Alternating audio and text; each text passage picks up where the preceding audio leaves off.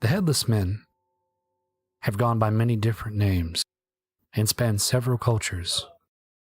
Called the anthropophagus by ancient poets, their description of having a large mouth on their belly and no head on their shoulders mirrors the Indian legend of the Kabandaha. But where is the root of this cannibalistic creature? What is the dark heart at the center of this legend?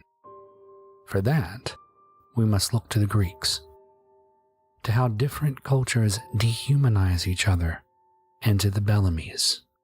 The bellies were supposedly a monstrous race of creatures with either animalistic features or exaggerated forms. Some were said to have dog heads but regular human bodies. Others were said to have backward-facing feet or giant limbs. One description of them, made popular over 2,000 years ago by the Greek historian Herodotus, was of a headless man-eater with a giant maw on his stomach. This description would trickle down to the collective consciousness as only a good story can.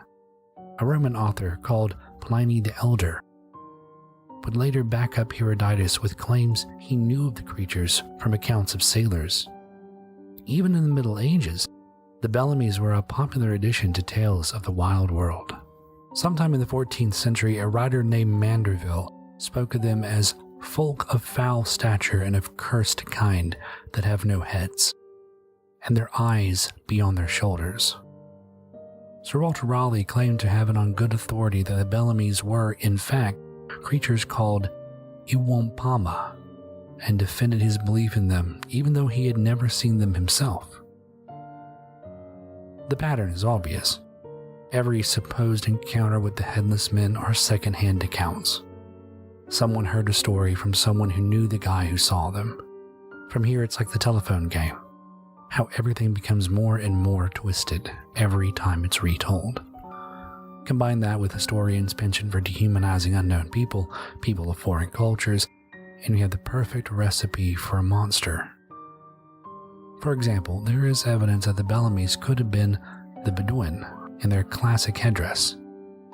The Bedouin were nomadic but kept around the areas of North Africa, which is a place where the bellies were said to dwell. Though one has to wonder at our fascination with these malformed creatures. They have shown up in children's shows such as Ah, Real Monsters, and played a terrifying role as the main horror in Rick Yancey's book, The Monstrumologist. Perhaps even a second-hand rumor has a little truth to it. Hey, thanks for checking out my video. If you like that, feel free to check out more and to follow me on social media, links in the description. Also, you can read the full-length articles and other useful, creepy tidbits on my webpage at rebrewster.com. If you really like my stuff and you want to toss me a couple of bones, I also have a Patreon.